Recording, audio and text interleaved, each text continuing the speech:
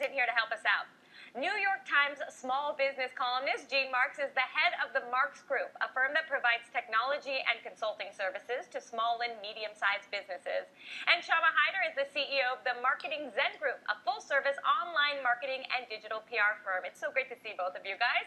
Happy to be here. Pleasure to be here. All right, let's dive right into these questions. The first one is about tax time. We're a fast-growing small business. The first year, I did the taxes. Now some of my staff does. But at what point should we go find outside help to do our taxes? Should we base it on revenue level, or on how much it annoys my director of collaboration, or on some other metric? I'm going to go with how much it annoys your director of collaboration. What do you guys think? What do you think? Well, I mean, sorry, but I don't know if you know this about me, JJ, but I'm actually a CPA. I do know that about you. That's why I'm starting with you. I'm not a very good CPA. For me, if it was always close enough, it's good enough, and that's not the way you want to be as a CPA. But I do say this, for any small business owner that's running a business, I mean, whether they have one or two employees, you know, you're supposed to focus on what you do best and outsource the rest. I mean, taxes, even in my company, I have 10 people. It is a complex world, whether it's payroll taxes or individual or corporate taxes. You should have a CPA involved in your company as early as possible. And, you know, you're going to spend a little extra money, but whatever you're investing in that person, that's what they do. You focus on what you do best, and that should happen as soon as you can. And by the way, if you have that money, then you have all this free time, because it will take you much longer. No doubt. And you'll probably do it wrong. Yeah, did you ever do your own taxes for your business? My first year, I did also. Okay, there you go. A good CPA is a strong ROI, and so you outsource that, and you might be surprised as to what you end up saving.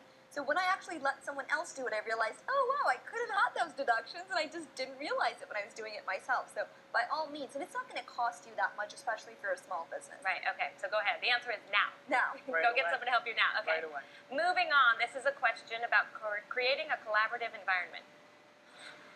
How do you go about picking the best software solution or the best systems to help your staff communicate effectively and pass tasks on efficiently and effectively?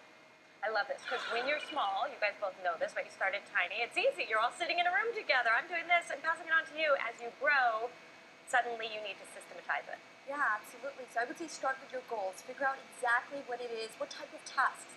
You know, are you looking at 3 people who need to work on one project, or do you have multiple projects? And then I would look at finding software that fits that goal best. There's so many in the marketplace. Basecamp is one, for example.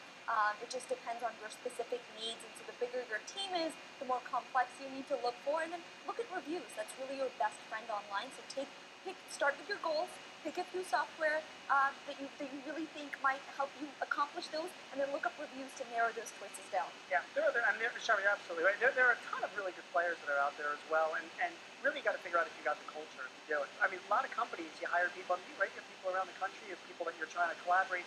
Do you have the culture to manage them? Will any of these work? And really, at this stage in 2014, most of the big name applications that are out there, like Basecamp is awesome, Zoho is awesome, Google Apps are great, Microsoft got Office 365. These are all like pretty standard applications that most small businesses are using right now. Some are just using them better than others, only because they've got a better culture for doing it. I think that is such an important point. You can give people as many tools as you want. If they don't use them, it's a waste. That's exactly right. Quality is everything in business. And people get so caught up in figuring out the features of these applications. We'll do this, we'll do that. Honestly, at this stage, they're all pretty good. Particularly right now, we're not all that complex, right? So it just depends on whether or not you're going to make that use of this technology. Got it. Okay, so just dive in. All right, let's get to the next question. It's about negative reviews. I have a question around poor reviews on social media like Yelp and on Amazon. I've had one person give a tremendously horrible review on a book that's really unjust. How do we handle that? All right, he's talking about books, but it applies across the board. You're a restaurant, you're a service, you have a product, someone gives you a bad review. Yeah, so first I got to give a shout out to my sister. My sister is a doctor. She runs 2 offices in South Philadelphia. I would not let her cut my fingernails, by the way, but I'm told she's a very, very good doctor. She's been practicing forever. She's got like 1,000 patients. She's up on Yelp, and somebody gave her like a bad review. She got a couple of bad reviews. This happens, right? Because it's the internet, and there were a lot of knuckleheads that are on the internet. And she was it just bummed her out for an entire weekend. And you can't let that happen to you, because it is the internet. Well, you can't let it bum you out. You can't let it bum you out. You can't. I mean, look at this guy that was saying that you could tell it really upset him. If you're going to be out there, you're going to be on Yelp, you're opening yourself up to people just to making those comments about that. So number 1 is you don't take it to heart. You don't let it bum you out. And number 2 is if you're going to respond, and you should always respond, always take the high road. The last thing you want to do is get in a fight with somebody online. You will lose.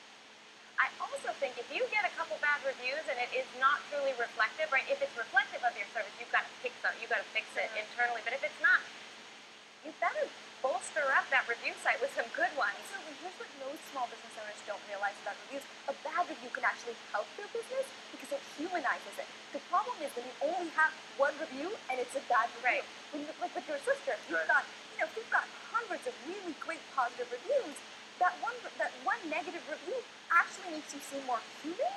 It makes it people believe the positive reviews more just by contrast.